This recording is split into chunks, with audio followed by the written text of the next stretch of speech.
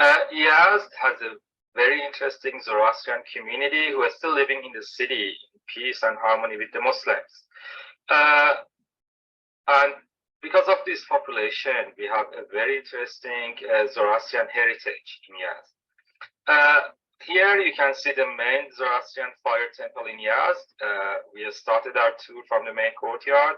Have a look at these cypress trees. In Zoroastrianism, cypress trees has a very meaningful presentation. Actually, cypress can be the sign of Ahura Mazda, which is the symbol or gods which represents the wholeness of the mind. This fire temple has a modern architecture, and the architecture is after the fire temples of the Zoroastrian community in Mumbai in India. Let me take you inside the Zoroastrian fire temple. Here you can see the holy flame in the back room, and here you can have a look at the main room. I should say, although this temple is not very old, you can see the photo of Zarathustra or Zoroaster, the messenger of the religion. But this fire is pretty ancient. So this flame has been burning for the last couple of years without any stop. The Zoroastrian community has done lots of sacrifice to keep this light on. And the fire has been transferred from time to time from a location to another location. Let me share this video with you, which shows you the Zoroastrian fire.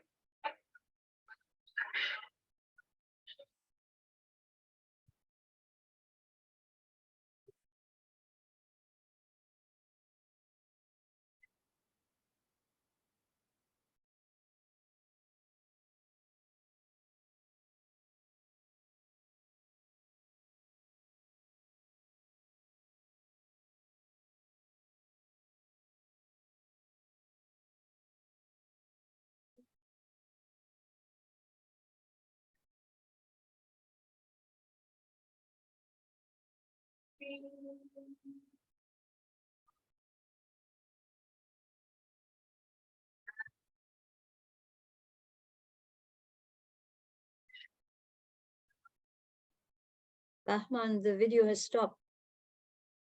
No, it's not a stop. It's the stop video. It was the stop video. It was the fire who was playing.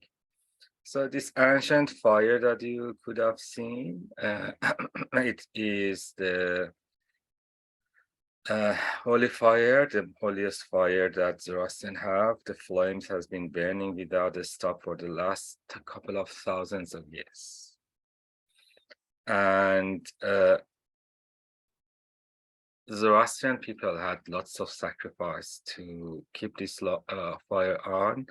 It's been relocated from place to place since the ancient time, and it is still burning here in the city of Yazd in Iran. I had a question earlier that are the Zoroastrians still live in Iran? The answer is yes, and most of the Zoroastrians who are in Iran, they live in Yazd, also another city not far from Yazd, Kerman. In Tehran, we also have a good sized population of Zoroastrian. I will take you back to Yazd as well, but now it's time to talk more about Zoroastrianism and where the religion comes from.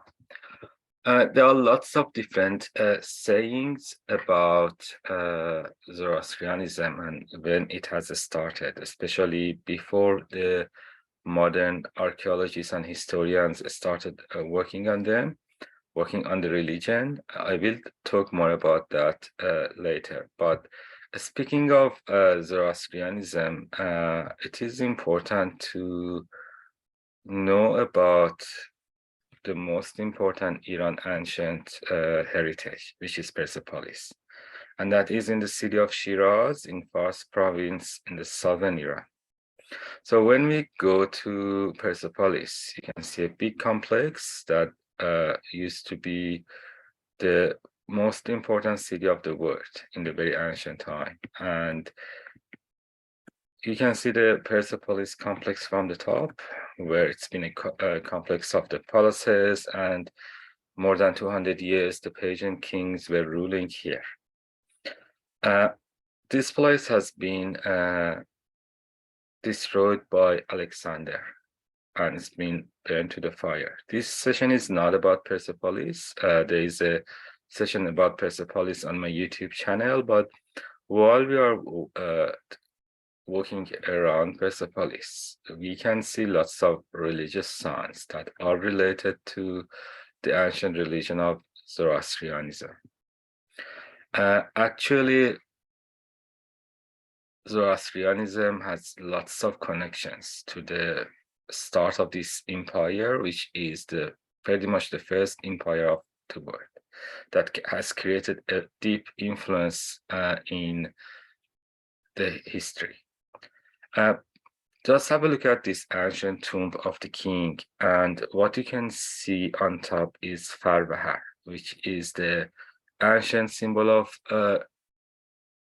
Zoroastrianism. I will talk more about Farbahar and what does it mean, but this symbol has come to Persepolis as a sign of Zoroastrianism and the kings following Ahura Mazda, which is the Zoroastrian king, and it has continued to present itself the signs of Zoroastrianism in Iran history until 1400 years ago, which is the time that Islam has introduced to the country. And the whole empire has its representation based on this religion. Let me show another photo from Farbahar in Persepolis, and after that I will show the Persepolis. I will talk more about Zoroastrianism.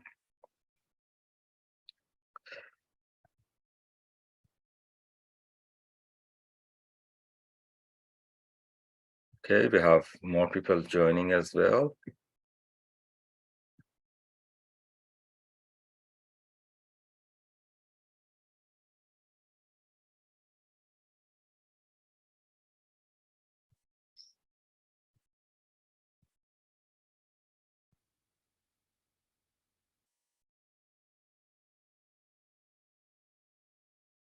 Here you can see Farbahar from a closer look on one of the inscription in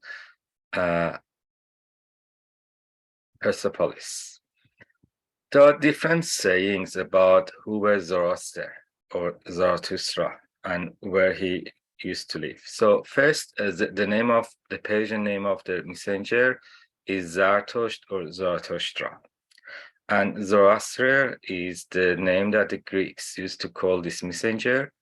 And in English, the Greek version became common. So usually in English, you will hear the name of this messenger as Zoroaster, which is the Greek name, whereas you might hear Zarathustra or Zarathustra as well.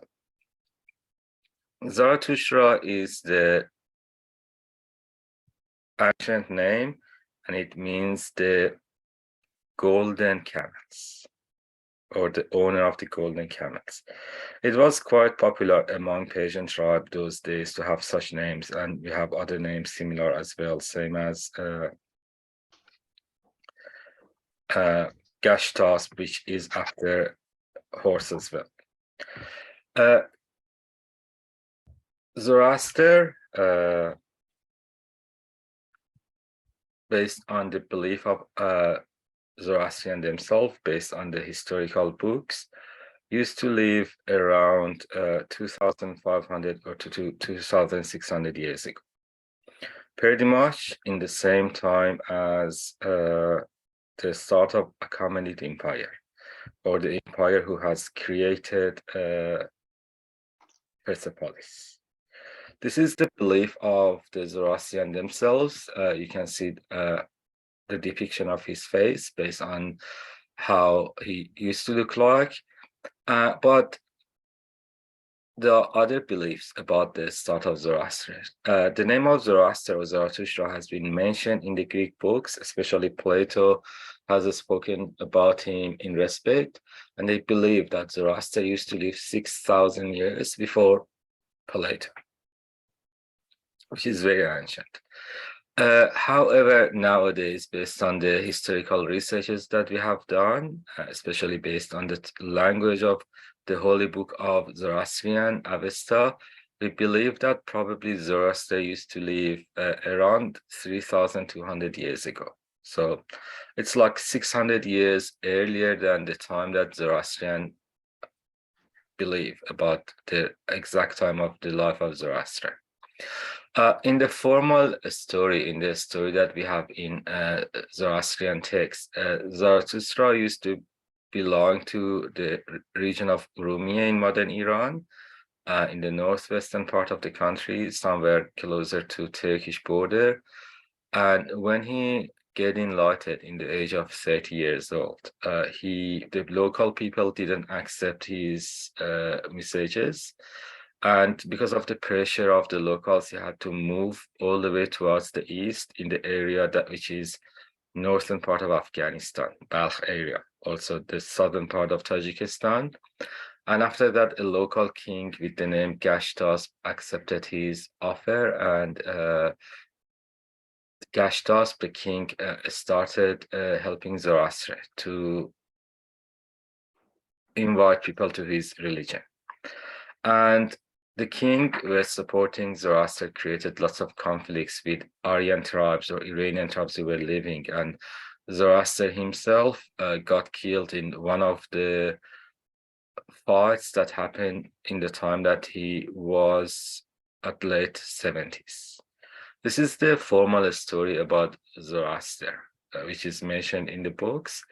However, lots of the researchers, again, they believe that probably Zoroaster were from northern Afghanistan himself.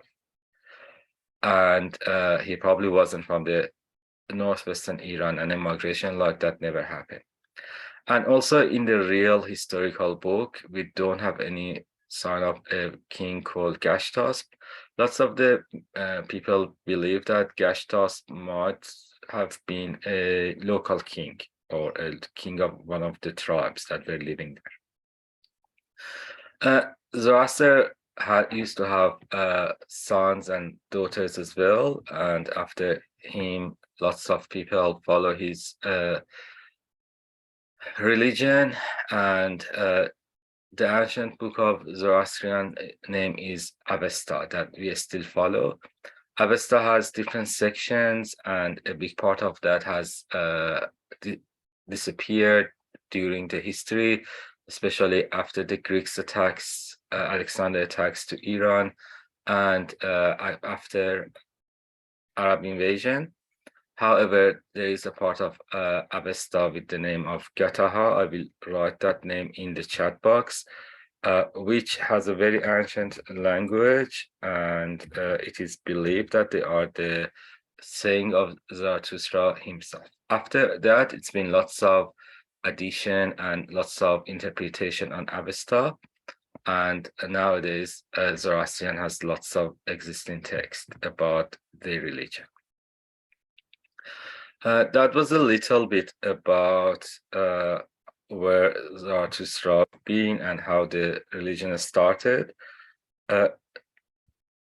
Zarathustra were the person who started the religion, and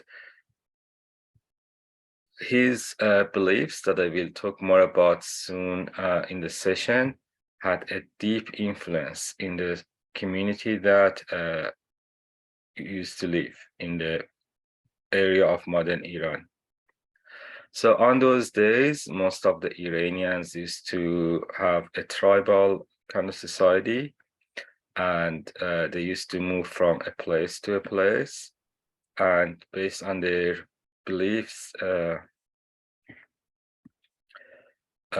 they were following different deities or different gods who were common in the region. And what Zoroaster has done, he hasn't brought a very different religion, but he introduced Ahura Mazda, who was the unique god, and he tried to eliminate the other gods from being the main god. So in this way, Zoroastrianism is a kind of the first monotheist religion of the history.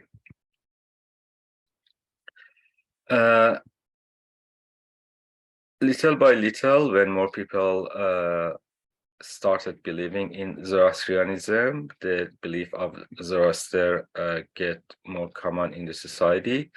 And I should say Zoroastrianism from the social point of view is the time of a big change in Iranian tribes as well that ended up in the creation of the first Persian Empire. The guys who has created the Persian empires and in the Persepolis. And that one of the influence of Zoroastrianism was to promote the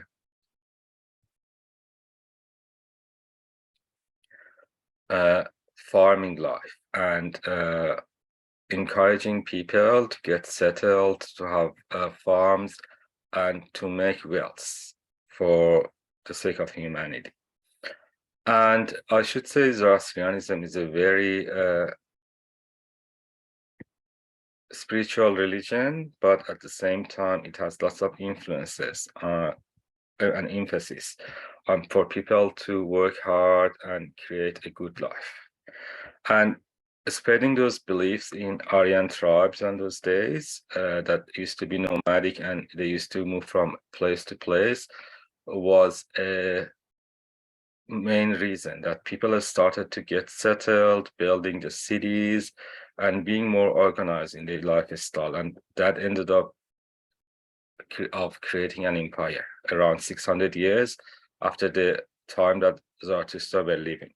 So here you can see the Persian empires during the history. This lightest yellow is the expand of First Persian Empire, and actually it is the area that Zoroastrianism used to become, either as a first religion or like the second important religion, and the area that Zoroastrianism used to be have lots of influence for around 1,000 years in the ancient time.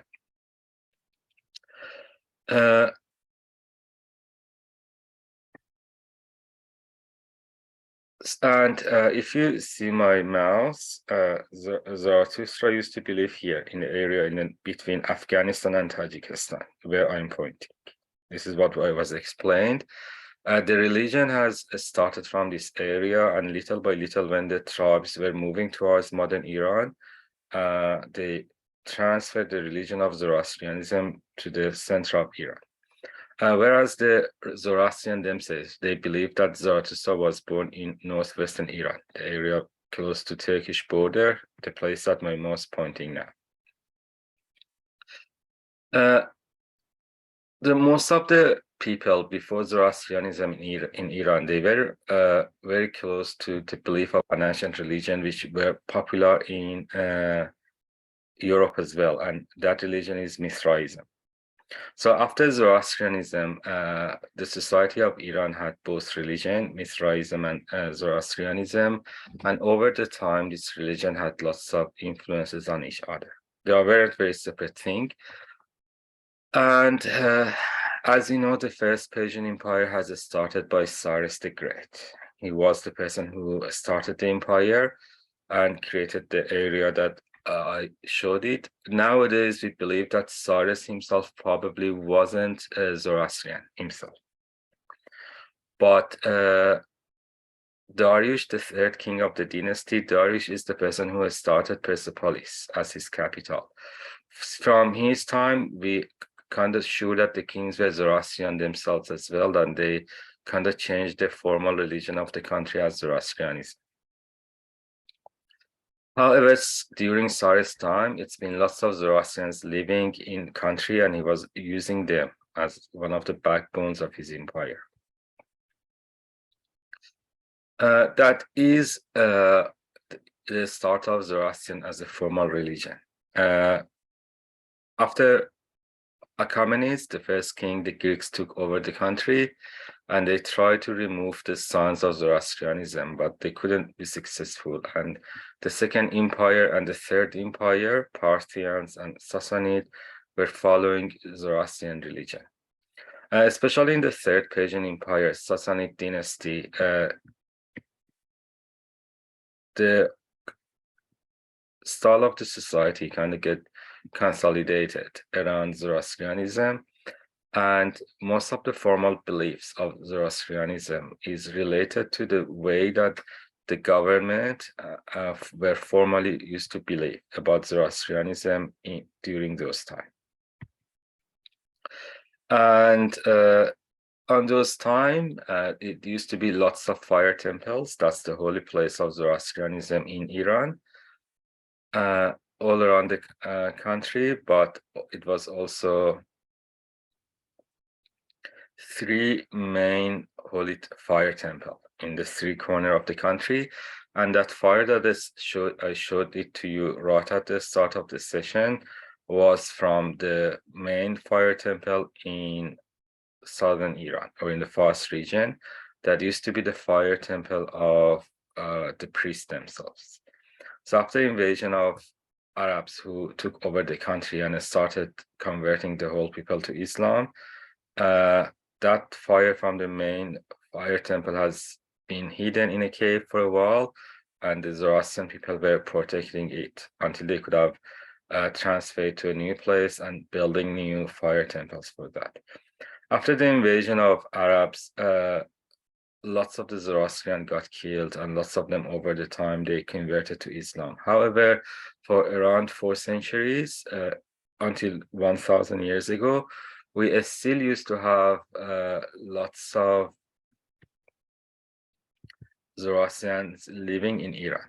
It is said that until 1,000 years ago, in lots of the cities in Iran, the population of Zoroastrian were equal to Muslims or more than Muslims. And another important thing that happened on those days, in the time that Arabs attacked to Iran, was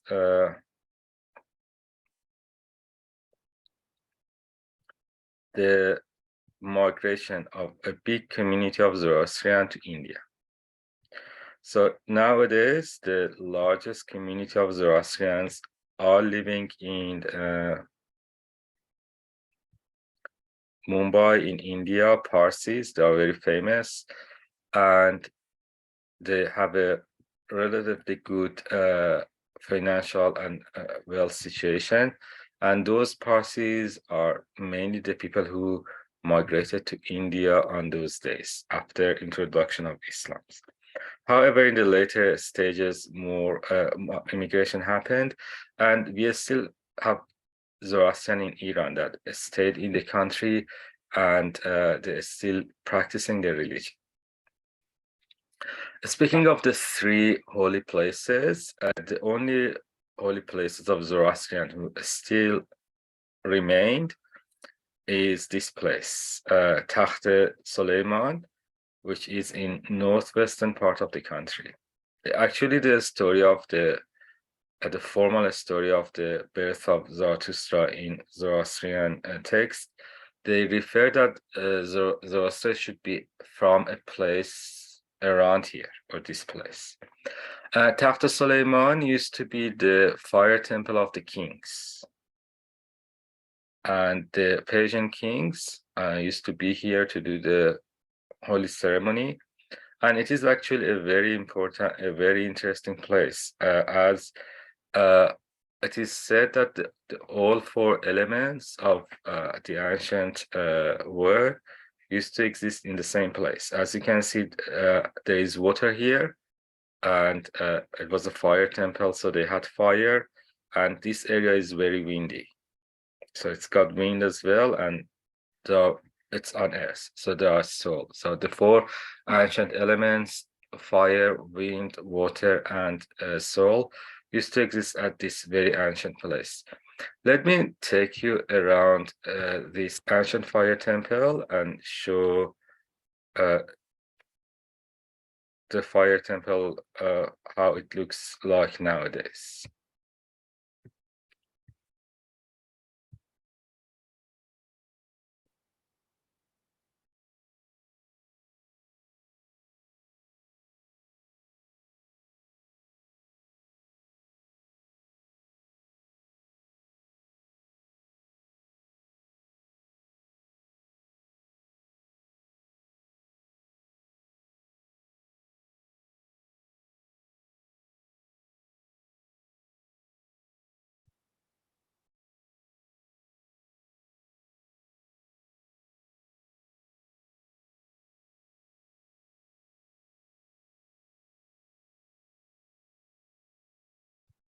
Oops, sorry for that.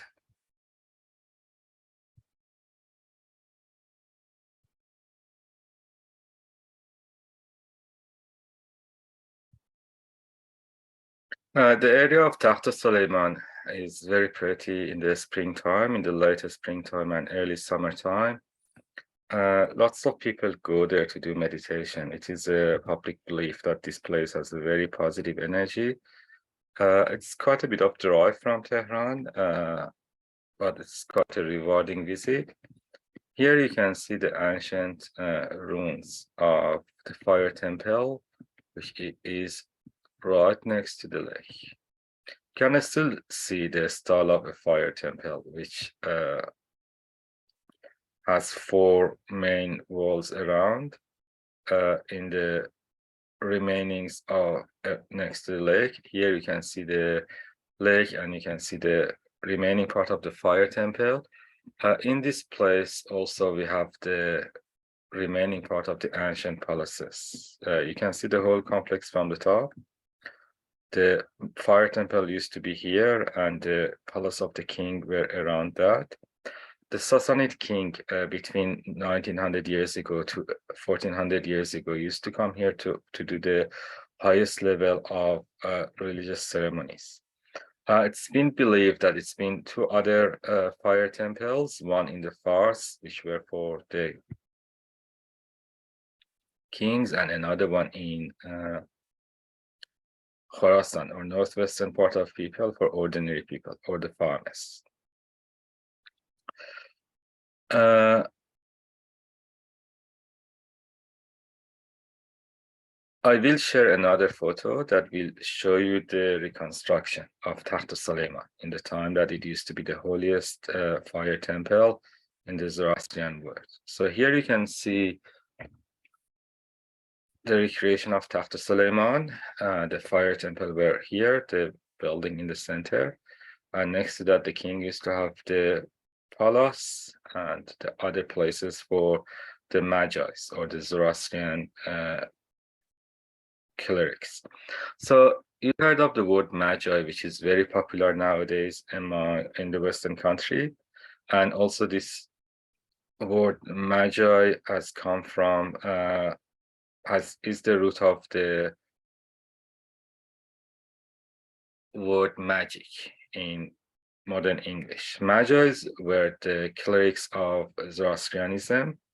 They were the people who were running the religion. However, it's a more ancient word, and the holy people of pre-Zoroastrianism used to call Magi's as well. It's a bit of this ambiguity where Magi's has started, because we have their name in pre-Zoroastrian time as well. Lots of people believe that they were people from one of the ancient tribes, that they had lots of influences in the power before Zoroastrian, and when Zoroastrian became the formal religion, little by little they converted to Christianity, and they transferred their name to the Zoroastrian people as well.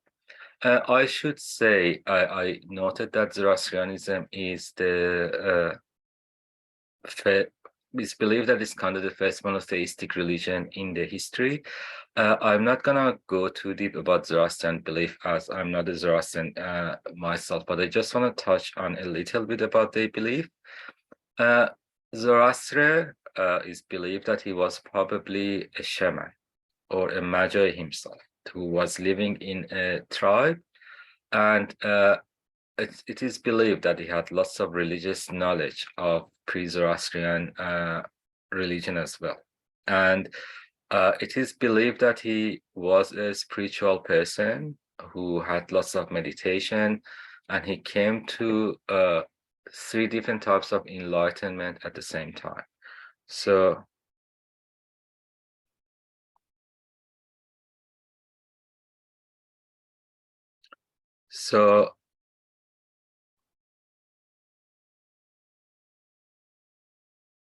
no, that's not correct. I explain a bit, and I explain a bit Krish, mental magic, but it's got lots of mental and spiritual teaching in that.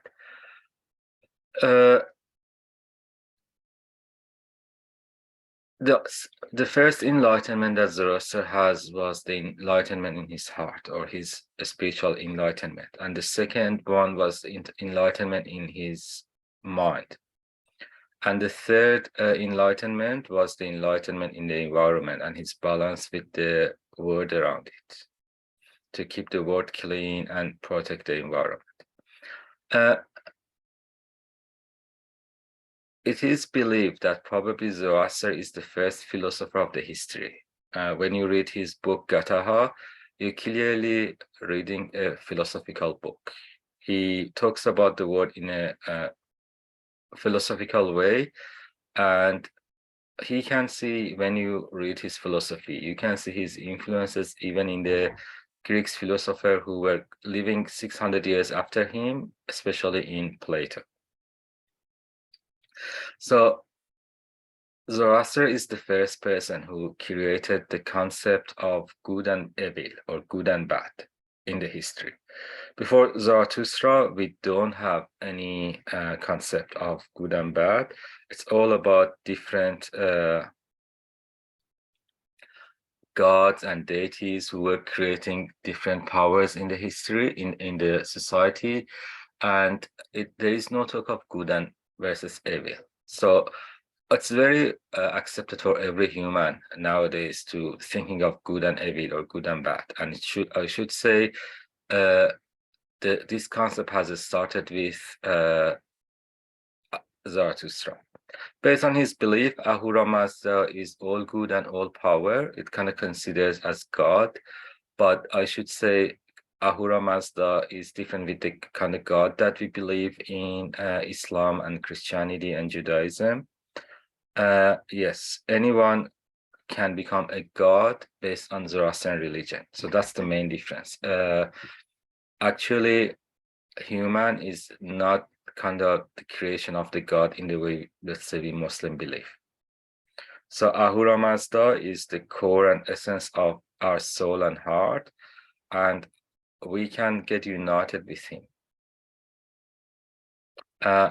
Another things that existed in Zoroastrianism is the concept of evil, which can be the root of the concept of Satan in Abrahamic religion as well. But again, Satan is like the creator, is created by God, and it is not as negative as evil or thief or Ahriman. Whereas Ahriman is a pure darkness, and it's actually a very stronger concept in Zoroastrianism. Also based on Zoroastrian religion, there is a truth in the word with the name Asha, which is the way the word has been formed. Let's say science can be a part of Asha as well. And as a human, we need to follow truth, but it will be our choice to either do good and follow truth or Asha, or do evil thing. It will be our choice, and the word is the place that this word, the material word or Giti, is the place of the fight between Ahura, good and bad, or good and evil. Also, Zoroastrianism is the first religion that believes the life after death. And it's also another influence of Zoroastrianism in the human. to that belief that we gonna die, and after death, somebody will check our goods and bads, same as Abrahamic religion. You can see the three stages of the universe, and another important belief of Zoroastrianism is believing in Sushiant, or the person that will be in lineage with Zoroaster and will save the humanity. I talked about Mithraism. It is believed that Mithraism were a most ancient religion before Zoroastrianism. Actually, there are two deities who become very important in Zoroastrianism in the later time. One of them is Mithra, which was the warrior god, and also he was the god of the keeping promises and love at the same time, which is a very interesting concept. Based on the ancient Iranian belief, spreading love in the world needed you to be warrior, which means to be strong and independent, and also needed you to keep promise. And another deity which calls Anahita, which is believed it had an influence from the ancient Babylonian king deity. And Anahita was the female god and the god of the pure waters. Here you can see the photo of the Zoroastrian priests. They need to cover their face and hair when they do this ceremony. And another special belief about Zoroastrian is the way they deal with the dead people. So in Zoroastrianism, we have aerial burial. So in the pure form, it is not practiced in Iran anymore, but in India it does practice. The people used to leave their dead body for the vultures to eat, and the belief was that the dead body is filthy and it shouldn't return to the earth to pollute the earth. In Yazd, you can still see the place that here on the right hand side that the Zoroastrian community used to leave their dead bodies. That was what I wanted to share about Zoroastrianism. We have around 200,000 Zoroastrian in the world. There are some modern Iranian who kind of following Zoroastrianism, probably not in a religious way, but they study a lot and they had lots of contemplation. The biggest population is in India, around 80 to 90,000 people. Still around 20,000 Zoroastrian live in Iran as well. There are big population of Zoroastrians in Australia and the United States, also in Pakistan and Singapore. We have few thousands of them. There are not much of the Zoroastrian lived in the world anymore, but the Zoroastrianism has a deep influence in the Abrahamic religion.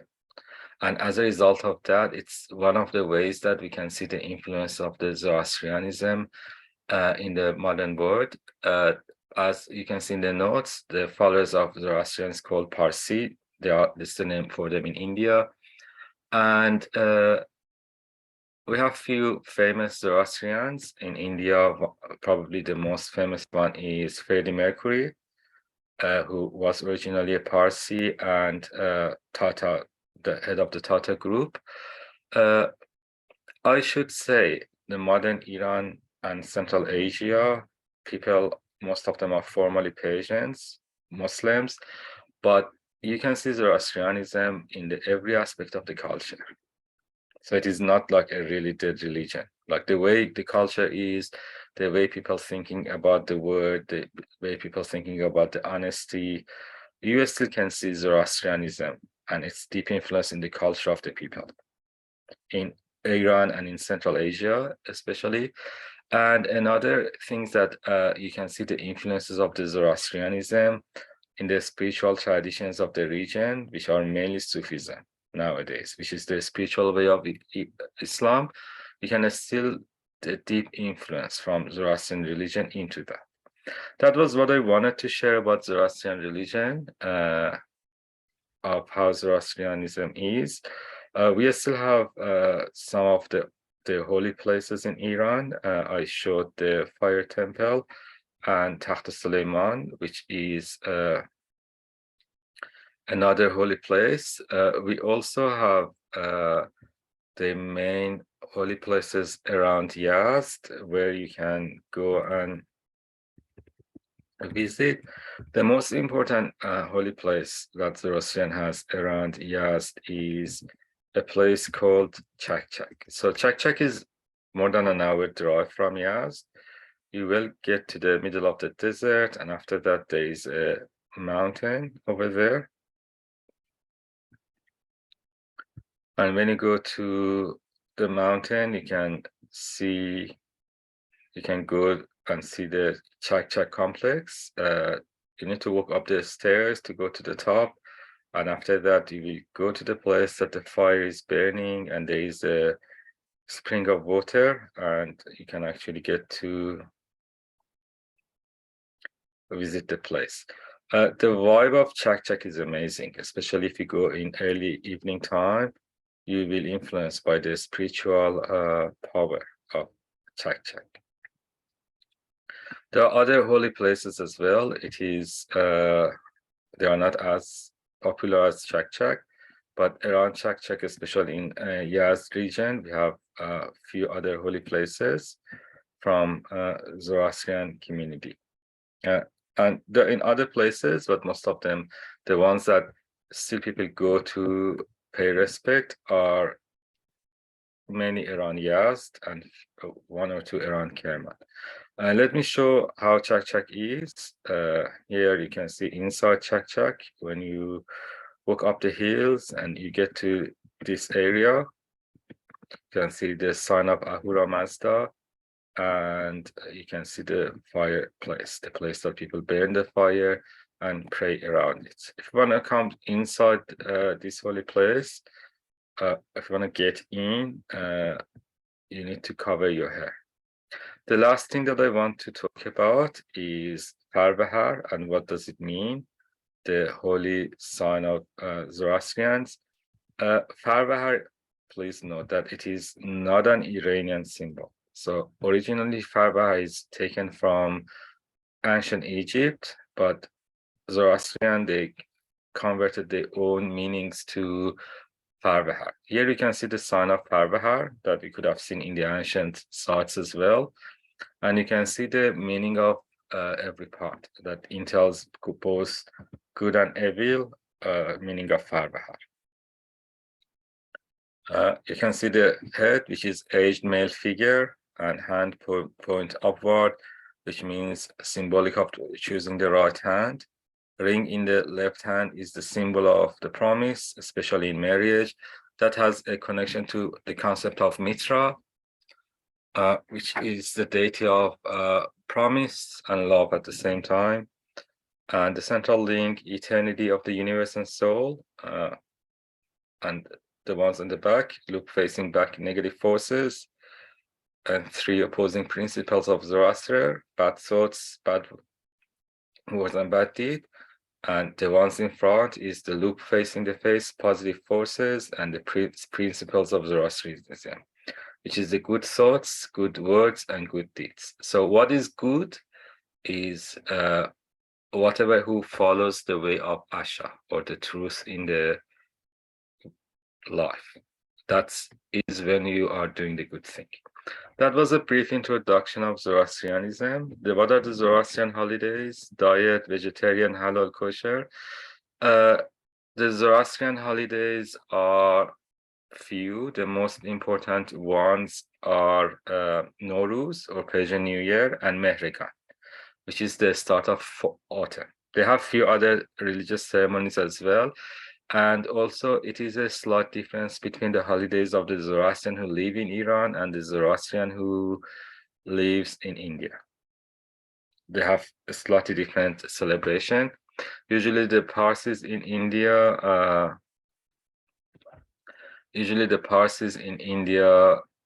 they respect the Zoroastrian beliefs, and they follow the Iranian Zoroastrian ceremonies as well.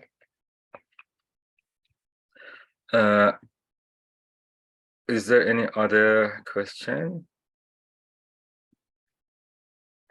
Sylvia, I muted everyone. If anyone has question, more than welcome to unmute yourselves. I don't have a question, but it's interesting to see Chak Chak again because I was there a few years ago.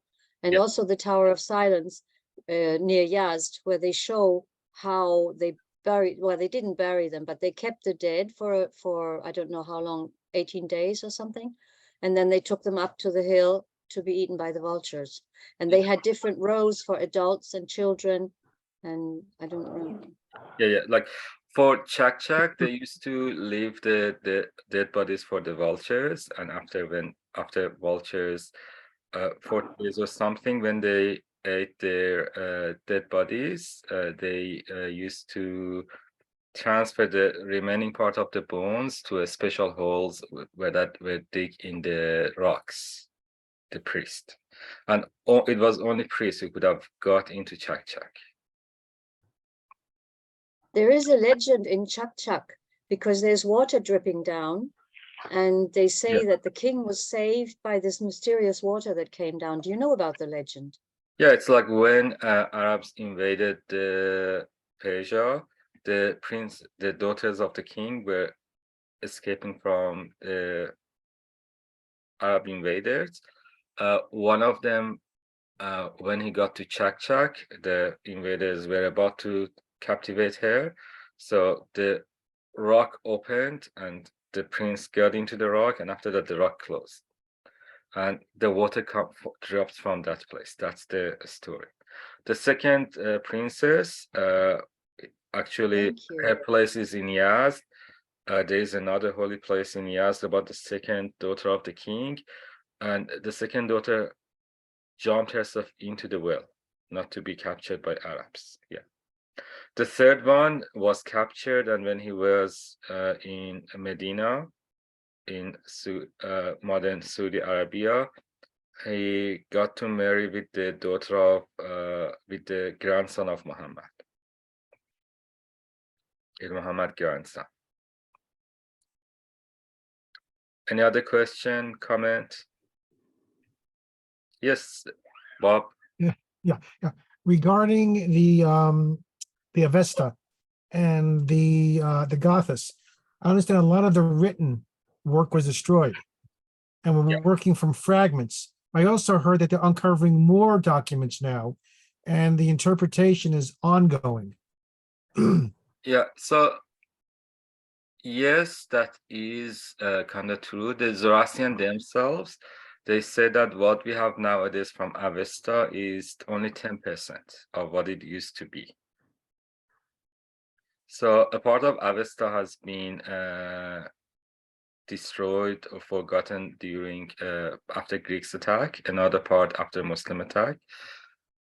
The very ancient part, Gataha, is Zoroaster work, and it is like a very philosophical part. It is said that Gataha used to have another part which were more about the ethics and the ethical orders, which that part hasn't, we don't have that.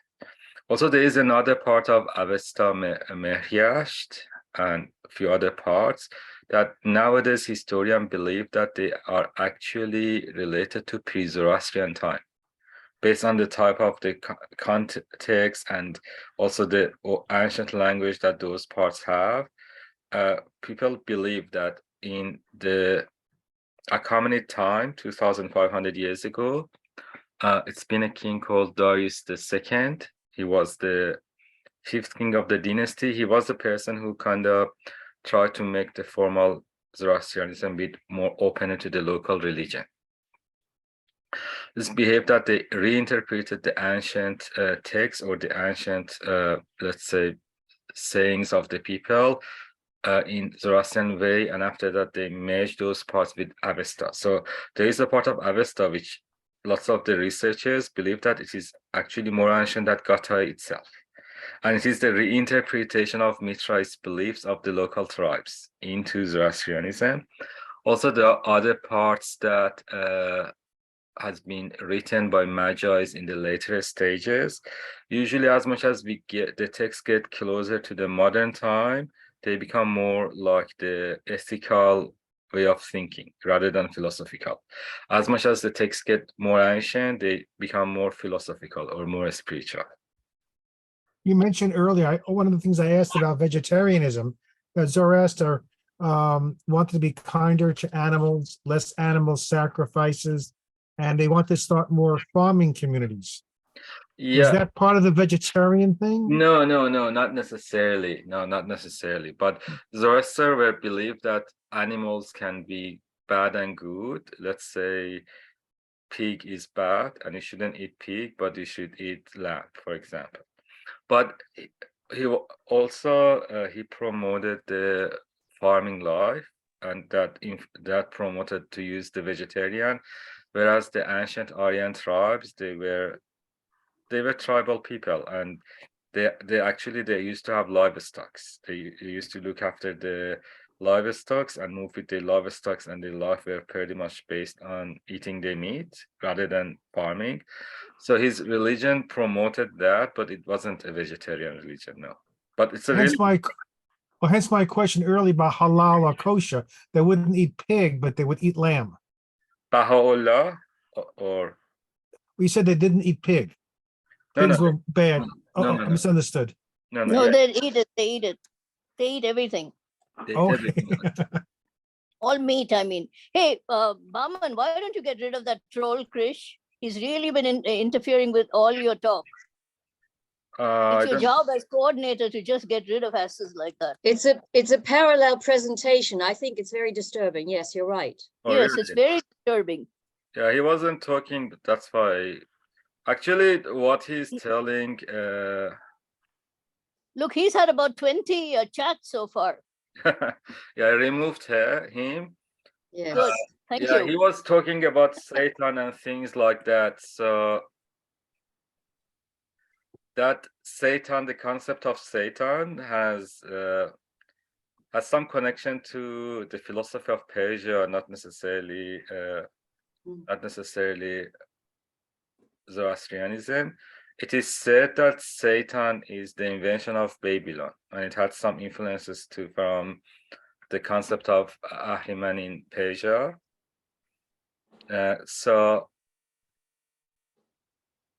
it's quite a bit of complexity, but let's say in Islam, Satan says that I'm created after fire, which means that fire is not a good thing in Islam. Whereas in Zoroastrianism, fire is the symbol of the devotion of the soul, or when you get a really pure soul, that's dignifies itself with fire. So I'm just trying to denote some of the ancient conflicts in the philosophy, the symbols and the creation of the Satan. So Satan is not a Zoroastrian thing, and there's no force in the world that fool us to do the bad thing based on Zoroastrianism. So it was kind of interesting the way he was commenting. It wasn't unrelated, but yeah, it was interesting. Is there any other question, comment? Just a little comment. There is a book written by Khosrow Khazai called The Gathas, because there used to be a European Center of Zoroastrian Studies in Brussels. Yeah. And if somebody is interested, this is the book. I've had it for years, and I'm glad that after this presentation, which was very interesting, I will finally get down to reading it. Good. I should say, yeah, thank you. The very interesting thing about Gathas is that for centuries, even the Zoroastrian themselves, they couldn't understand it, because it is written in the very ancient word, in the very ancient version of Persian. So Zoroastrian used to keep Gathas, but they had lots of interpretation around Gathas with their own language, with the more recent languages, and they were reading those. It is only the 100 years that we could have decoded Gathas. So the language of Gatha, Avestan language, is very close to Sanskrit. And we could have decoded the language of Gatha based on Sanskrit, and it is a very hard text to interpret. There are lots of essays, that no one agree what is the exact translation. And because the original Gatha was poetry, that makes the translation even harder. So when you read the translation about Gathas from the books which is written by researcher, sometimes you see that like this guy believes that this part means this, the other guy believes that this part means that. It's a very interesting thing to read. It's very philosophical, and the interesting thing is Zoroaster kind of denies all the pre-Zoroastrian deities like Mitra and other things. He just believes in Ahura Mazda, in Gatha, what we read in Gatha. And he believes in the Angra Mainyu and Sapanta Mainyu, the good mindset and bad mindset. Angra means bad, which has the same root as angry in English as well. It's a very interesting book to read if you want to read, especially if person who have given some interpretation on that. It's very philosophical and deep. The first 40 pages are the explanations about this new version of the Gathas. And then they have a reference of the key words in the Gathas. And then they have the Gathas themselves. Yeah, and Bob, you mentioned about the new text which has found. To the best of my knowledge, in China, we have some new books that has found, but actually those books are not related to Zoroastrianism directly. They are related to another post-Zoroastrian religion. I think it's in Persian we call them Mani. I think in English it is Manitism. It is a religion related to around 2000 years ago, and that religion was influenced by Buddhism, Christianity, and Zoroastrianism. This is where we get those ancient texts from. But also Mani had lots of influence in Christianity. But Saint Augustine were a Manitist himself before he converted to Christianity. His beliefs are, sorry, Veena, his beliefs is a bit similar to Gnostics.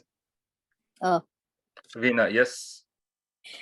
In India, they have a sort of an initiation ceremony, the children called Naujot, the holy thread, boys and girls. I don't know if it's an initiation. It's like, I guess, what do the Christians call it? Communion? Is that no? Yeah, it's the time that confirmation. Yeah. Do you have that in Iran? Yes. And this is another influence of Zoroastrianism, because we have that in all Abrahamic religion. Similar, but yeah, in Iran they do that ceremony as well. When the young girls and boys get to a certain age, they do that. The food is wonderful in Iran, in India. Yeah, I know that, like, whoever Indian that I have in my groups here in Australia, they talk about the food in Mumbai and some of the restaurants in Mumbai that managed by Parsis. I should say, when you come to Iran, don't expect that much of spices. No. Yeah, but yeah, the food are great. And like in Iran, whenever we met a Zoroastrian, it's expected to find a very honest person. So this is how people think about Zoroastrians. Whenever you meet a Zoroastrian, you expect to meet a very honest person. If you get to go to Iran, in the near to city of Yazd, there is a village that people are Zoroastrian. So there is a local Zoroastrian family who actually have a hostel or a local accommodation, and you can go and stay with them. Let me show the place. The name of the hostel is Nartiti. This is located in a Zoroastrian village. It's not far from Yazd, and you actually will have a chance to go and stay with these guys over the night and get more grasp of Zoroastrian culture. They do some cooking for you as well. They cook some of the local foods. And what you can see here is a setting for Nowruz ceremony, the start of Persian New Year, which is the start of the spring. and it is 7 things in Persian, which starts with S. I know in origin forms it wasn't this 7th thing, but this is the practice in Iran. It's like apple and greenness and coins, all these things that are symbol of different things. Any other question, comment? Okay. This is so very interesting. Thank you. I just had a quick, I'm sorry, I had a quick Yes, thought. Yes. Did Zoroastrians ever have currency or coinage? Well, for trade? Like for ancient kings, whoever kings who were coming to the power, they had their own coin, and usually one side was either Ahura Mazda or Anahita, usually, and the other side was the face of the king. The English still do that. They have the Queen, and now they're going to have Charlie on their coins. Yeah. That would make a nice collectible. Yeah. So they don't, but like if you find their coins, they probably was because they are ancient, like the coins that have either Farvahar or Mitra or Bahman on that. They should be very ancient. It's probably very expensive. Nothing earlier than 1400 years ago. Yeah, but Zoroastrianism at the end, it is a religion that doesn't have that much followers at the moment. It is still a live religion, but it has lots of influences in our modern world, in the state of our thinking without ourselves knowing that. And another thing, when you go to in Iran, you can feel Zoroastrianism in every single aspect of the culture. Yeah, we don't have that much of followers, but we still have followers on that. And I should. Is there, where is the center of Zoro, of the religion in outside Iran and India? The center? No, it's. If there is a center. Yeah. In California, there is a center in California. In Sydney, Australia, there is a fire temple. Also, if you go to lots of places in Australia, lots of places in America and in Singapore, you find the active communities. Where are you based? I'm in New Jersey. Okay, New Jersey, it should be a community in New York, I believe. If you Google them, you can find them. Okay. Yeah. They don't have like big fire temples apart from California and Sydney and Singapore, but they have active communities. Even me, during the lockdown, I get to present Iran virtually for Zoroastrian community who has never been in Iran. So you find a community. I was in contact with the community in Australia and in California. So they have the community, especially if you're in New Jersey, you can find them in New York. Is this true around the world too? In India, if a Parsi marries a non-Parsi, they stop being Zoroastrians. And that's why their number is getting smaller and smaller. Is this true around the world as well? No, that's for Zoroastrian community. Zoroastrian, usually they don't marry with non-Zoroastrians. The case in Iran is, let me stop the recording.